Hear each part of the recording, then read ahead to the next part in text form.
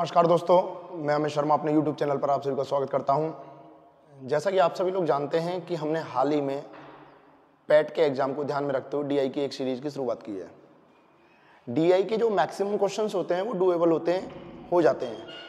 यदि आप उन्हें घर पर बैठकर आसानी से करेंगे तो वो आराम से हो जाएंगे। लेकिन जब यही क्वेश्चन एग्जाम में आएंगे तो एग्जाम में टाइम बाउंडेशन होती है। घर पर बैठ के तो आप बड़ी बड़ी कैलकुलेशन कर ही लेते हैं, लेकिन जब यही क्वेश्चन सेम क्वेश्चन एग्जाम में आता है तो आपको वहां पर बहुत समय लग जाता है और कई बार आप उन क्वेश्चंस को छोड़ भी देते हैं। तो मैं DI में आपको ये बताऊंगा कि उन कैलकुलेशन को कैसे मिनिमाइज किया जाए, कैसे कम से कम किया जाए, कैसे कॉमन सेंस यूज किया जाए DI में। क्योंकि DI में लगभग 70 to 80% जो खेल होता है वो कॉमन सेंस का होता है कि आप उसे कैसे ऑब्जर्व करते हैं, कैसे देखते हैं उसे। ठीक है, तो ज़्यादा समय ना लेते हुए सीधे क्वेश्चन की तरफ मूव करते हैं। आज DI की हमारी दूसरी क्लास और मुझे उम्मीद है कि इस क्लास में आपको काफ़ी कुछ सीखने को मिलेगा। मैं पाई चार्ट में लगभग आपको 5 से 6 क्लासेस दूंगा, उसके बाद में लाइन ग्राफ, बार ग्राफ, वो अलग अलग ग्राफ आपको आते रहेंगे। ठीक है, चलिए देखते हैं। ये अभी हमने पाई चार्ट ही कंसीडर किया है। ये प्रीवियस ईयर क्वेश्चन है, एक्चुअली में आया हुआ क्वेश्चन है, ये बैंकिंग में आया हुआ क्वेश्चन है। आप जब इस क्वेश्चन को पढ़ेंगे तो इस क्वेश्चन को देखेंगे तो इसमें लिखा हुआ है, नीचे दिए गए वृत्त आरेख में विभिन्न क्षेत्रों में एक सरकारी संस्था के निवेश करोड़ में, तो ये निवेश करोड़ में दिया हुआ है, को दर्शाया गया है। इस वृत्त आरेख का अध्ययन करके निम्न प्रश्नों का उत्तर दीजिए। भाई देखो, मैं निम्न प्रश्नों पर तो बाद में मूव करूंगा। मैंने आपको पहले वाले DI के क्वेश्चन में भी एक बात कही थी और अभी भी एक बात कह रहा हूं कि आपको एक दो वैल्यू हैं जो ओरली याद होनी चाहिए। जैसे फॉर एग्जाम्पल ये एक पाई चार्ट है, ये एक पाई चार्ट है। कोई भी पाई चार्ट हो दुनिया का, वो यदि आप उसे परसेंटेज में कंसीडर करोगे तो वो परसेंटेज में हमेशा 100% के बराबर होता है।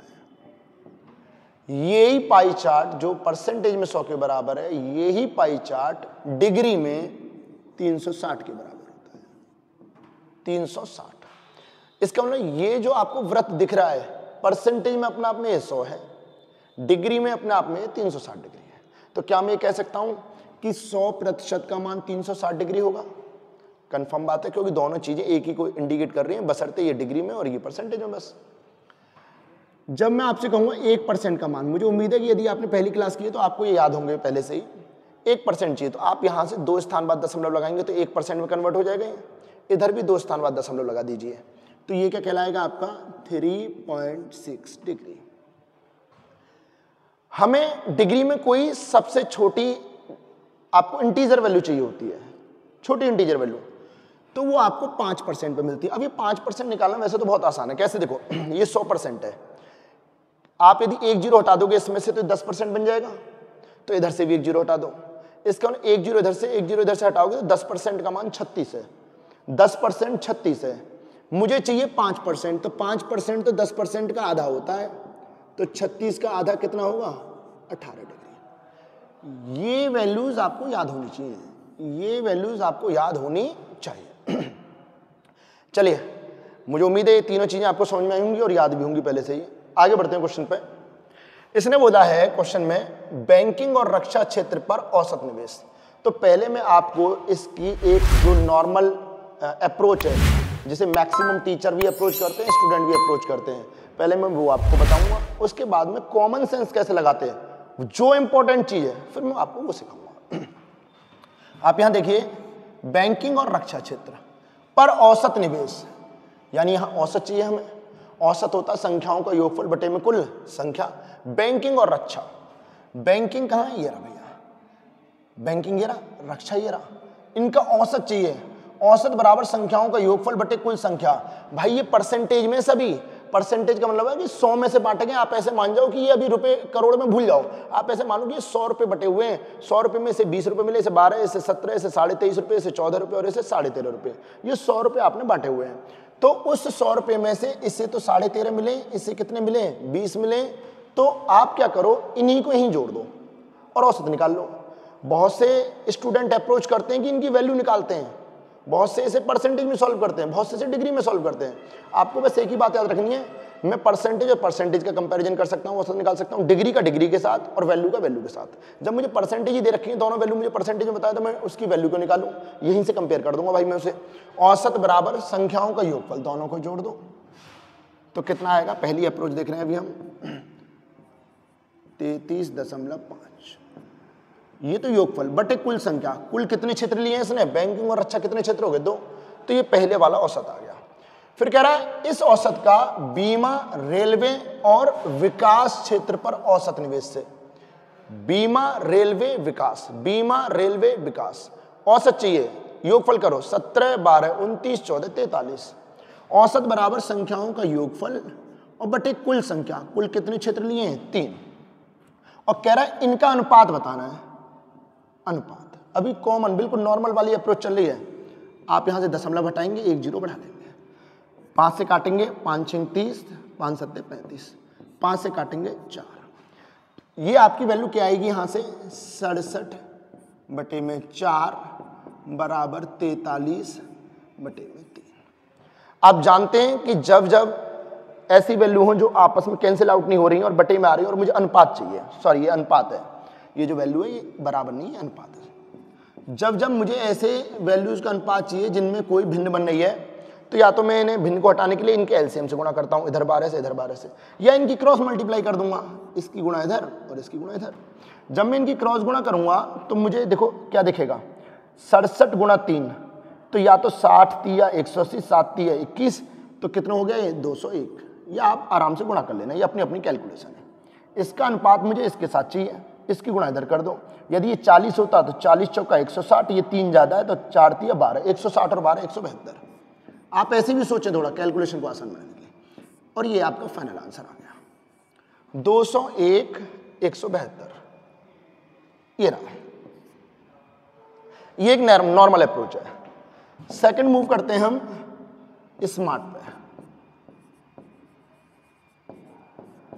आपकी स्मार्ट अप्रोच क्या है, ध्यान सुनते जाना भाई। अब स्मार्ट अप्रोच क्या कहती है आपकी, स्मार्ट अप्रोच ये कहती है कि आप थोड़ा कॉमन सेंस लगाना भाई, कहीं बाउंस न कर जाए स्मार्ट अप्रोच, ज्यादा स्मार्ट हो जाओ आप। बैंकिंग और रक्षा, बैंकिंग रक्षा, इनका औसत अप्रोक्स वैल्यू निकालो, ये 20 है, ये 13.5 है, 20 13.5 33.5, और औसत चाहिए तो उसका आधा, 33.5 का आधा आप कर सकते हैं, लेकिन आप इसे ऐसे सोचो कि 33.5 का आधा जो है ना 16 समथिंग आएगा, ओरली करो, ओरली 16 समथिंग आएगा। तो मैंने यहाँ पे सोचा ये मैं दिमाग में वहीं सोच लूंगा, लेकिन मेरे को आपको समझाने इसलिए लिख रहा हूँ बस मैंने कहा पहली वैल्यू आएगी 16 समथिंग, ये पहली वैल्यू रही होगी, 16 है भाई, ये दशमलव समथिंग, समथिंग मतलब कुछ आएगा यहाँ पे। दूसरी वैल्यू कह रहा था बीमा, रेलवे और विकास, 17 12 29 और 14 43 बटे में 3, 43 बटे 3 करोगे 14 3 42 होता है, यानी 14 दशमलव समथिंग बनेगा। इधर ध्यान सुनना भाई, 14 दशमलव समथिंग। भाई मुझे इन दोनों का अनुपात चाहिए था, ध्यान सुनना। क्या मैं ये कह दूं कि इधर वाली वैल्यू से ज्यादा है, बिल्कुल ज्यादा है, 16 दशमलव समथिंग है, 14 दशमलव समथिंग है, तो आंसर में भी इधर की वैल्यू ही ज्यादा रहेगी। क्या इस ऑप्शन में इधर की वैल्यू ज्यादा है? नहीं है जी। क्या इस वाले ऑप्शन में ज्यादा है? ना। क्या इसमें ज्यादा है? हाँ जी है। क्या इसमें है? ना। और खत्म। दोबारा बता देता हूं, इन दोनों का मैंने लगभग मान निकाला 20, 13.5, 33.5, औसत चाहिए बटे 2, 16 दशमलव समथिंग।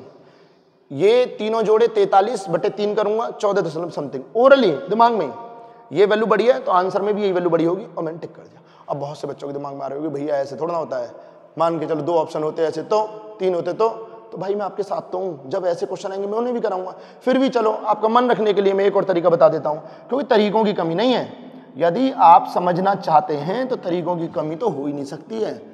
एक और स्मार्ट अप्रोच ले लो, ध्यान सुनना, ये भी बाउंस ना कर जाए भैया। तीसरी स्मार्ट अप्रोच सुन लो, ये पहली नॉर्मल थी, दूसरी स्मार्ट, और ये अलग से एक और स्मार्ट अप्रोच। आप ये बताओ, इन दोनों का औसत चाहिए था तो बटे में 2 है, इन तीनों का औसत चाहिए बटे में 3 है। ना तो 3 43 को काट रहा है, ना तो इस 33.5 को पूर्ण रूप से काटता है। यहां से सोचना, यहां बटे में 2 आया तो यहां बटे में 3। जब ये इसे काट ही नहीं रहा है तो लास्ट में तो मुझे इसे इधर भेजना पड़ेगा, क्रॉस गुणा करके, क्रॉस मल्टीप्लाई करके। काट देता तो अलग बात होती है, नहीं काटेगा तो 3 इधर भागेगा, 3 इधर भागेगा, ध्यान सुनना, 3 इधर भागेगा। इसका मतलब इधर वाली संख्या जो भी रहेगी वो 3 की गुणा से आई होगी। इसका मतलब अनुपात में 3 छुपा हुआ होगा, अनुपात में 3 छुपा हुआ होगा तो यानी पहली वैल्यू बनेगी, इससे तो इधर गुणा करके, इसके लिए 3 इधर भागेगा, 2 इधर भागेगा, तो जो पहली वैल्यू है वो 3 से कटेगी। क्या 3 से कौन सी संख्याएं कटती है? जिनके अंकों का योगफल 3 से कटता है। क्या इसके अंकों का योगफल 3 से कट रहा है? 7 और 2 9 और 1 10 ना, ये तो कटेगी नहीं, ये आंसर नहीं हो सकता। 7 6 13, ये भी नहीं कटेगा 3 से, ये नहीं हो सकता आंसर। 6 5 11, ये भी नहीं हो सकता। 2 0 और 1 3, बिल्कुल खत्म। और बताओ भाई कितनी अप्रोच चाहिए आपको? बहुत सारी चीजें सीखते रहो, इस चीज को बार बार ऑब्जर्व करो, बार बार देखो, बार बार खुद सॉल्व करो। जो आपको टेलीग्राम चैनल है उस पर इस क्वेश्चन की पीडीएफ मिलेगी, उसे देखो, दोबारा सॉल्व करो अपनी तरफ से। आप 10-15 दिन में बहुत एक्सपर्ट हो जाओगे यदि सही से चीजों को करोगे तो। अगला क्वेश्चन, थोड़ा स्पीड बढ़ाते हैं अब। देखिए भैया, अगले क्वेश्चन में क्या कह रहा है? बैंकिंग क्षेत्र में निवेश का रेलवे क्षेत्र में निवेश से प्रतिशत। बैंकिंग रेलवे, बैंकिंग का रेलवे से, बैंकिंग में 13.5 रुपए खर्च हो रहे हैं। मैंने कहा था ना 100 रुपए मान के इन्हें वैल्यू मान लो। 13.5 रुपए बैंकिंग में हो रहा है, रेलवे में 12 रुपए हो रहे हैं। तो बैंकिंग वाले रुपए यानी 13.5 रुपए 12 रुपयों का, जिसके पीछे का, की, के और से शब्द होते हैं या इंग्लिश में ऑफ होता है, उसकी वैल्यू हमेशा नीचे आती है। बैंकिंग क्षेत्र में निवेश का रेलवे क्षेत्र में निवेश से, जिसके पीछे का, की, के और से, उसकी वैल्यू नीचे। बैंकिंग ऊपर, रेलवे नीचे। तो ये 13.5 है, जब ये 12 है तो 100 पे कितना? परसेंटेज के लिए क्या आता है? 100। दशमलव हटाएंगे, 1 0 बढ़ाएंगे, 15 से 9 बार, 15 से 8 बार, 4 से 2 बार, 4 से 25। क्या ये कटेगा? नहीं, आंसर दशमलव में आएगा क्योंकि ये आगे कटेगा नहीं 2 से। खत्म। फिर भी मन ना मानेगा आपका, मेरे को पता है। 25 निम्मा 225 बटे 2 कर लो, बराबर 112.5%। भाई मैं तो यही तो कह रहा था आपसे, जैसे आपने देखा, मान के चलो कोई और भी बड़ी वैल्यू होती, यहाँ पे कुछ ऐसा होता, 2 ना होकर कुछ और होता, तो आपको यहाँ भी काटने में समय लगता। आप ये देखो ना ऑब्जर्वेशन के आगे कुछ कट ही नहीं रहा, तो आंसर दशमलव बनेगा। एक ही ऑप्शन दशमलव में, तो यहीं टिक कर दो। मैं कह रहा हूँ आपके चाहे 2 सेकंड बचे ना, तो सीखो। अगला क्वेश्चन, खाद्य अनाज और बैंकिंग क्षेत्र के लिए कुल केंद्रीय कोण क्या है? पहले देख लेते हैं। खाद्य अनाज और बैंकिंग, इनका कुल केंद्रीय कोण, तो ये बताओ परसेंटेज के हिसाब से तो 23.5 और 13.5, 23 13 36 और 1 37। परसेंटेज में वैल्यू देखोगे तो ये तो 23.5 है। पहले एक नॉर्मल अप्रोच बता रहा हूं आपको, फिर यहां पे चलेगी आपकी स्मार्ट अप्रोच। सेकंडों में बिना बॉल पेन के उड़ाएंगे हम, यहां पे स्मार्ट अप्रोच रहेगी आपकी, ध्यान सुनना। फिलहाल तो अपनी औसत दर्जे की अप्रोच पे आओ। ये परसेंट है खाद्य अनाज के लिए, बैंकिंग के लिए 13.5 है। दोनों की परसेंटेज जोड़ रहे हो तो परसेंटेज में कितने के बराबर है? 37। ये बताओ भैया, मैंने आपको यहां कुछ लिखवाया था, याद हो तो? मैंने आपको यहां ये लिखवाया था कि जो हमारी वैल्यूज हैं वो परसेंटेज में हमें चाहिए। तो देखो भाई, यहां पे 1% का मान कितना है? 3.6 डिग्री। 1% 3.6 डिग्री के बराबर है, और मुझे 37% चाहिए। 1 बराबर है 3.6 के, तो 37 कितने के बराबर होगा? तो 37% की डिग्री बनाने के लिए मैं इसमें कितने से गुणा कर दूंगा? 3.6 से। अब जब मैं इससे गुणा करूंगा तो ये परसेंटेज ऑटोमेटिकली डिग्री में कन्वर्ट हो जाएगी। डिग्री में कन्वर्ट होगी, यार बड़ी दिक्कत सी लग रही है मुझे तो, ऐसे सोच रहा हूं। तो अब आप यहां पे देखो 2 अप्रोच लगा सकते हो। देखना, क्या मैं इसकी यूनिट डिजिट निकाल सकता हूं? देखो 7×42, लास्ट में 2 आएगा। यहां भी आ रहा है, यहां भी आ रहा है, यहां नहीं आ रहा है, यहां नहीं आ रहा है। भाई साहब बच ही गया बस क्वेश्चन थोड़ा सा। यदि यहां पे कोई एक वैल्यू ऐसी होती ना जिसमें यूनिट डिजिट अलग होती तो उड़ चुका होता ये भी।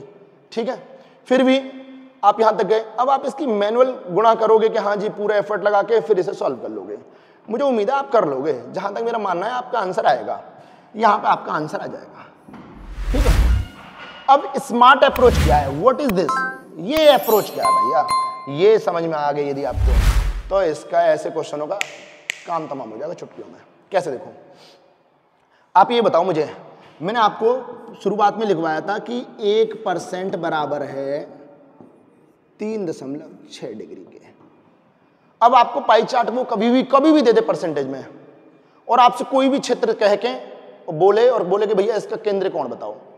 जब 1% की वैल्यू 3.6, तो चाहे 11%, 12%, 23%, 23.7, 4, 5, 2 इतना परसेंट निकालना हो या 55.375% निकालना हो, कोई भी दुनिया की कैसी भी परसेंटेज निकालनी हो और उसे डिग्री में कन्वर्ट करना हो, इसकी तो गुणा होगी। और होगी कि नहीं? इसके लिए जो भी आंसर है उसमें ये छुपा होगा। अब बस यहीं पे आपको ट्रिक बता रहा हूं एक बहुत बेहतरीन सी। 3.6 यदि मैं दशमलव भूल जाऊं तो क्या मैं ये कह दूं 9 से कटता है? अरे हाँ या ना, ये 9 से कटता है ना, 9 चौक 36 होते हैं, दशमलव भूल जाओ तो 36 दिखेगा, ये 9 चौक 36, ये 9 से कटेगा और इसकी गुणा हो रही होगी परसेंटेज वाली वैल्यू में। इसका मतलब जो भी सही आंसर होगा वो 9 से कटेगा ही कटेगा, क्योंकि उसमें 3.6 की गुणा होगी और 3.6 में 9 छुपा हुआ है। इसका मतलब आपके आंसर की वैल्यू जो भी होगी सही आंसर की वो 9 से कटेगी कटेगी। और 9 से कौन सी संख्याएं कटती हैं? जिनके अंकों का योगफल 9 से कट जाता है। आप देखो 2 ही ऑप्शन बचे थे, देखो 5 3 8 और 1 9 और 2 11। क्या 11 योगफल आ रहा अंकों का? क्या ही 9 से कटता है? नहीं। 3 3 6 और 1 7 और 2 9 और खत्म। यदि मैं सीधे भी इस अप्रोच को लगाता तो क्या ये क्वेश्चन हट पाते और ऑप्शन हट पाते? देखते हैं।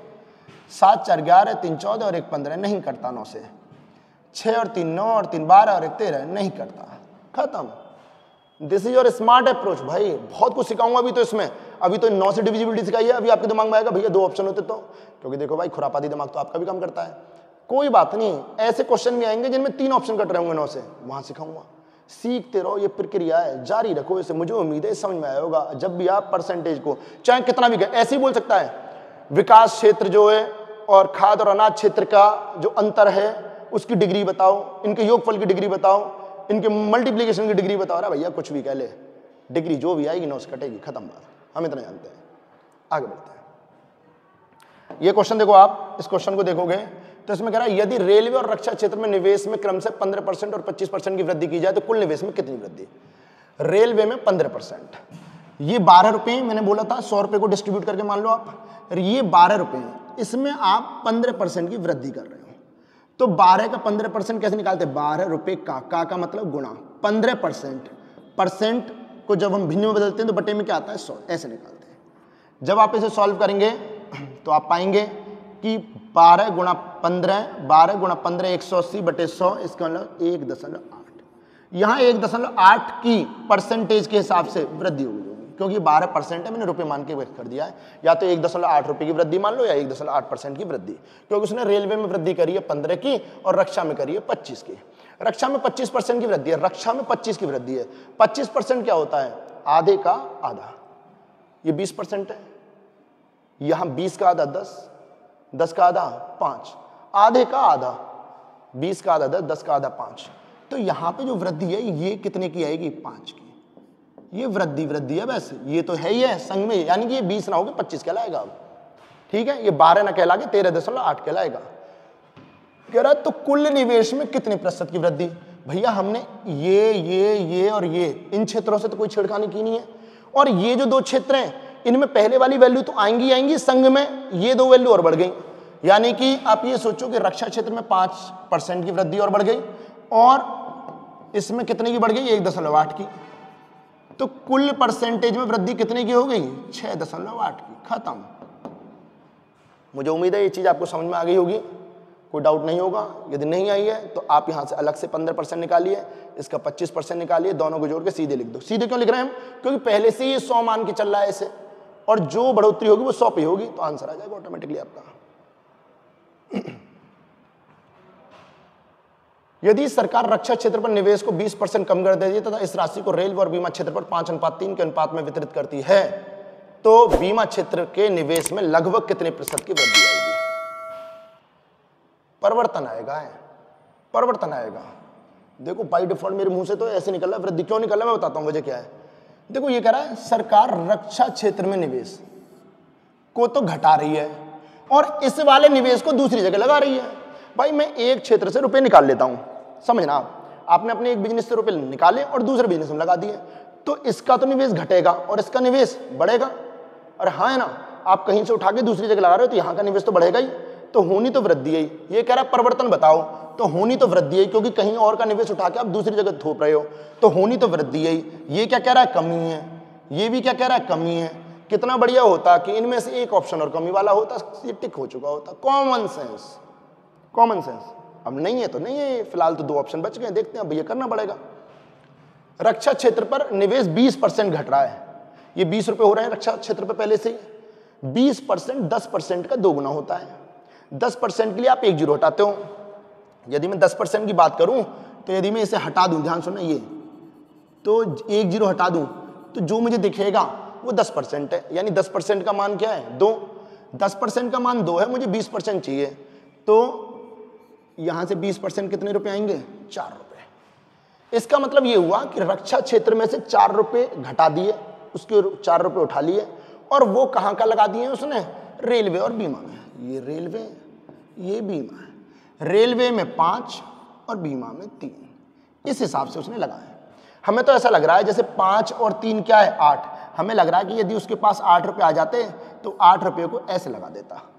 और हाँ है ना, 8 रुपये में यदि वो 8 रुपये कहीं से उठाएगा तो उनमें से रेलवे में 5 रुपये का निवेश बढ़ा लेगा और बैंकिंग नहीं, बीमा में कितना? 3 रुपये का निवेश बढ़ा लेगा। लेकिन आए कितने? केवल 4 रुपये। तो जब जितने आएंगे उसके हिसाब से लगेंगे, तो आधे रुपए पहुंचे तो आधा आधा ही निवेश और पहुंचेगा यहाँ। भाई 8 रुपए होते तो इस हिसाब से 4 है, यानी इसका आधा है तो इसका भी आधा हो जाएगा, इसका भी आधा। ठीक है जी। चाहो तो आप इसे भिन्न के माध्यम से भी कर सकते हो। आपको चाहिए किसमें कह रहा है? बीमा के क्षेत्र में कितने % का परिवर्तन होगा बीमा, तो आप ऐसे भी तो कर, चलो इसे बताऊंगा मैं। फिलहाल कितना आ गया? 8 होता तो 5 और 3 जस्ट आधे, 4 रुपए आ रहे हैं क्योंकि रक्षा क्षेत्र से, तो 4 रुपए ऐसे ऐसे बटेंगे। ये आधे तो ये भी आधा, ये भी आधा। अब कह रहा है कि बीमा में कितना परिवर्तन हुआ, तो बीमा में कितने की वृद्धि और हुई, क्योंकि ये तो अलग से आया है निवेश 1.5 की। बीमा में ऑलरेडी थे कितने? 17 रुपए, तो 1.5 रुपए बढ़ रहे हैं कितने पर? 17 पे। परसेंटेज चाहिए तो कितने की गुणा? 100 की। 1 जीरो हटा देंगे, यहां से दशमलव हट जाएगा। 150 बटे में 17, 17 अट्ठे 136, 14 नहीं कटेगा, दशमलव बना के जीरो बढ़ा लेंगे और खत्म। 8.8। अब आप ये सोचो, थोड़ा कॉमन सेंस लगाना। 1.5 आप इसे सीधे सोच लेते हैं, इसका 20% निकालना, 1 जीरो हटाओ, 2 आएगा, 10%, 2 दूनी 4, 4 रुपये। 8 रुपये होते थे, 5 और 3 बटते, 4 हैं आधे हैं, तो ये बीमा वाला आधा हो जाएगा 1.5। बीमा में 1.5 की वृद्धि है कितने पर? 17 पे। तो 17 का 10% 1.7 होता है। कॉमन सेंस वाली बात कर रहा हूं, हो सकता है बाउंस कर जाए। 17 का 10% 1.5 होता है, ये 1.7 होता है। 17 का 10%, सॉरी 17 का 10% 1.7 होता है। ये 1.5 की वृद्धि आ रही है, यानी 10% से तो कम ही रहेगी। तो 10% से कम एक ही ऑप्शन था, ये वाला, वृद्धि में, और खत्म हो जाता है। मुझे उम्मीद है समझ में आ गया होगा। चाहे ऐसे जाओ, चाहे जो मैंने बताया वैसे चले जाओ, कुल मिला के समझ में आ गया होगा। ठीक है, आगे। कितने स्थानों पर निवेश औसत निवेश से अधिक है? अब ये क्वेश्चन बहुत बढ़िया क्वेश्चन है, हालांकि चुटकियों में हो जाएगा ये। अब आपके पास में 2 तरीके हैं। एक तो ये औसत होता है संख्याओं का योगफल बटे कुल संख्या। तो ये इतनी करोड़ का निवेश है, निवेश पूछ रहा है, तो इसमें कितने क्षेत्र हैं? 1 2 3 4 5 6, 6 से भाग लगाओ, औसत आएगा। फिर जितनी भी परसेंटेज है उन्हें वैल्यू में कन्वर्ट करो और तुलना करते रहो, फिर पागल हो जाओगे भाई आप। भाई एक चीज बताऊं, या तो इसे वैल्यू में रहने दो और इन्हें वैल्यू में बदलो, या इन्हें परसेंटेज में रहने दो, इसे परसेंटेज में बदल लो। मुझे लगता है ये ज्यादा आसान है। आप ये बताओ, कुल मिला के पूरे सर्कल पे कितना खर्चा है? 100%। परसेंट में कितना खर्चा है? 100। औसत यानी एवरेज, औसत बराबर होता है संख्याओं का योगफल बटे कुल संख्या, यानी कुल खर्चा है 100% का। मुझे औसत चाहिए, औसत होता है प्रत्येक का हिस्सा। 6 क्षेत्र हैं, प्रत्येक के हिस्से में यदि बराबर बराबर बांटते तो कितना आता? काटो इसे, 50, 3 से काटो, 16.66%। प्रत्येक के हिस्से में इतने आते हैं। यदि औसत निकाल लो आप परसेंटेज से सीधे, औसत बराबर संख्याओं का योगफल टोटल 100% है बटे कुल क्षेत्र कितने? 6, सीधे इतने परसेंट आता है प्रत्येक के हिस्से में यदि बराबर बराबर बांटते हैं। कह रहा है कितने स्थानों पर निवेश औसत निवेश से अधिक है? यहां से स्टार्ट कर लेते हैं। क्या ये 16.66 से अधिक है? हाँ है। ये नहीं है, ये है, ये है, ये नहीं है, ये है, ये भी है, ये नहीं है, ये नहीं है। 1 2 3, इसका मतलब केवल कितने ऑप्शन है? 3, खत्म। इसका मतलब हमारे पास 3 क्षेत्र ऐसे थे जिनका खर्चा निवेश औसत निवेश से अधिक था। मुझे उम्मीद है कि ये सारी चीजें आपको समझ में आ रही होंगी। एक बार 1 मिनट का समय लेकर जल्दी से रिकैप करते हैं। यहां हमने देखा है, सीखा है 100% का मान 360 डिग्री, 1% का मान 3.6, 5% का मान 18 डिग्री होता है। यहां हमने पहले एक सामान्य तरीका सीखा था, फिर हमने और अप्रोक्सीमेशन लगाया था, इन दोनों को जोड़ के 2 से भाग 16 समथिंग, इन तीनों को जोड़ के 3 से भाग यानी 14 समथिंग, पहली वैल्यू बड़ी है तो आंसर में भी पहली वैल्यू बड़ी होगी। फिर हमने एक और तरीका सीखा था ये, जिसमें मैंने बताया था पहले में 2 से भाग है, दूसरे में 3 से भाग है, ऊपर वाली वैल्यू 3 से नहीं कट रही तो 3 इधर भागेगा, इसका पहली वैल्यू 3 से कटेगी और खत्म। दूसरा वाला जो है, इसमें मैंने आपको बताया कि इन्हें रुपयों में मान लें और सीधे तुलना कर दें और सॉल्व कर दें। तीसरे में मैंने आपको बताया कि कभी भी परसेंटेज को यदि डिग्री में कन्वर्ट करा रहा है, चाहे योगफल पूछे, अंतर पूछे, गुणा पूछे, भाग पूछे, कुछ भी पूछे, आप एक चीज याद रखना कि यदि वो पूछ रहा है तो उसमें 3.6 से गुणा होनी, क्योंकि 1% का मान 3.6 डिग्री होता है। 3.6 में 9 छुपा हुआ है, इसका जो भी आंसर होगा वो 9 से कटेगा। इसमें हमने अलग से सीधे वैल्यू निकाली थी, उन्हें जोड़ दिया था, हमने कहा ये पूरा ही पहले से ही 100 था, 100 पे इतना अलग से बढ़ गया था तो यही आंसर हो जाएगा। इसमें मैंने आपको ये बताया था किसी एक जगह से निवेश उठा के बाकी और जगह लगाया जा रहा, तो यहाँ पे वृद्धि ही होनी है। 2 ही ऑप्शन में वृद्धि थी, 3 में होती तो बहुत अच्छा होता, फिलहाल 2 में थी, 2 हटा दिए थे, बाकी हमने सॉल्व कर लिए थे। इसमें औसत निकालना है, बड़ा आसान है, औसत बराबर संख्याओं का योगफल बटे में कुल संख्या और वहां से कंपेयर कर लिए। मुझे उम्मीद है ये सारी चीजें आपको बेहतरीन समझ में आई होंगी। इसी प्रोसेस को हम कंटिन्यू रखेंगे, आगे वाली DI आपको और भी बहुत कुछ सिखाएंगे। आप बस हमें अपना सपोर्ट देते रहिए, सब हमें फॉलो करें, सब्सक्राइब करें। टेलीग्राम चैनल पर जो हमारा लिंक आएगा उससे आप हमारे टेलीग्राम चैनल पर कनेक्ट हो जाएं, जिससे आपको ऐसे क्वेश्चंस की PDF मिलती रहेगी। और इसी के साथ मैं अभी इस क्लास को समाप्त करता हूं, आगे फिर मुलाकात होगी। जय हिंद, जय भारत।